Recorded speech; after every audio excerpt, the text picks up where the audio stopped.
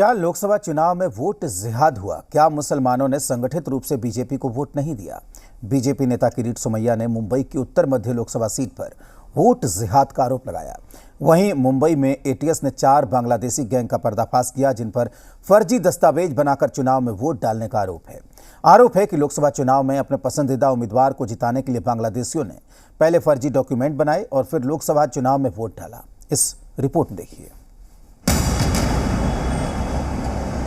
Maharashtra ATS की गिरफ्त में आया ये शख्स उस बांग्लादेशी गिरोह का सदस्य है जिस पर लोकसभा चुनाव में फर्जी दस्तावेज से फर्जी वोटिंग का आरोप है।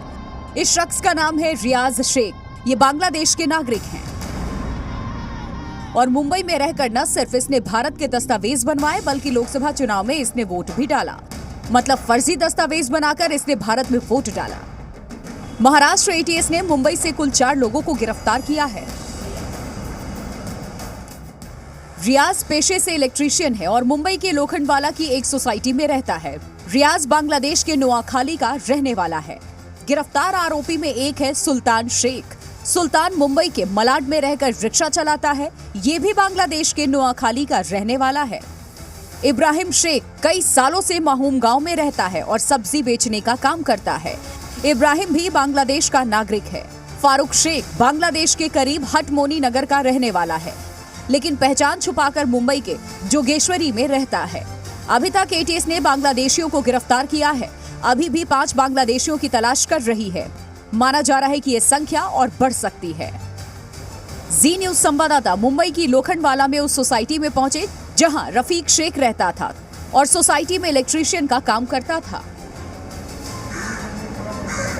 इस कमरे को सोसाइटी की तरफ से रफ़ीक को दिया गया था रहने के लिए। जानकारी के मुताबिक वो इलेक्ट्रीशियन था और यहाँ पर सोसाइटी के लोगों के घरों में जो ज़रूरत आती थी उसके लिए काम किया करता था। फ़िलहाल ये पता चला सोसाइटी के लोगों का भी कि वो बांग्लादेशी था, फ़र्जी तरीके से यहाँ रह रहा था। उसने बाकायदा पासपोर्ट बना रखा था। एक बार फर्जी तरीके से रहने के मामले में उसे गिरफ्तार भी किया गया था, लेकिन बेल पर आने के बाद चूँकि कोर्ट का केस चल रहा था इसलिए वो बाकायदा यहाँ पर बिना किसी डर के रह रहा था। सोसाइटी के लोगों को इस बात की जानकारी ही नहीं थी कि रफीक शेख बांग्लादेश का नागरिक था। बांग्लादेशी था, इसके बारे में कुछ पता चला आप लोग को? हम लोग को कुछ मालूम नहीं है। इतना सुना 2-3 दिन हुआ सुन के कि वो अरेस्ट हो गया है। अच्छा, हाँ। कब से रह रहा था इसके बारे में पता चला? नहीं, इसका अपने को नहीं मालूम। ये उसका खुद का है? ये सोसाइटी का है। सोसाइटी में काम करता था वो। क्या काम करता था? इलेक्ट्रिशियन का काम करता था। हाँ। लोकसभा चुनाव में फर्जी दस्तावेज से बांग्लादेशियों की वोटिंग पर एटीएस ने कार्रवाई की है। महाराष्ट्र बीजेपी इसकी आशंका पहले से ही जता रही थी। बीजेपी आरोप लगा रही है कि महाराष्ट्र के चुनाव में वोट जिहाद हुआ है।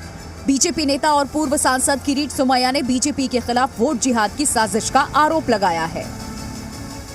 मानपुर के बूथ नंबर 160 पे उद्धव ठाकरे सेना को 422, BJP 0। Mohammed Ali road booth number 191 Mahayuti को 1 वोट, उद्धव ठाकरे सेना को 311। वोट जिहाद में उद्धव ठाकरे, वोट जिहाद में बांग्लादेश।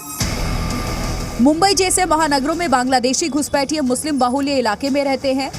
वहां पर प्लम्बर, इलेक्ट्रीशियन का काम शुरू कर देते हैं क्योंकि इनमें किसी भी लाइसेंस की जरूरत नहीं होती। कई बांग्लादेशी घुसपैठिए सड़कों पर रेहड़ी लगा करके सामान भी बेचते हैं। जो बांग्लादेशी घुसपैठिए पकड़े गए वो पिछले 10-15 सालों से मुंबई में अवैध दस्तावेज के सहारे रह रहे थे। फिलहाल महाराष्ट्र एटीएस इनके अन्य साथियों की तलाश कर रही है और एटीएस ये भी पता लगाने में लगी है कि आखिर बांग्लादेशियों द्वारा फर्जी मतदान का ये पूरा रैकेट किसको फायदा पहुंचाने के लिए और किसके इशारे पर काम कर रहा था। अश्विनी कुमार पांडे, जी मीडिया, मुंबई।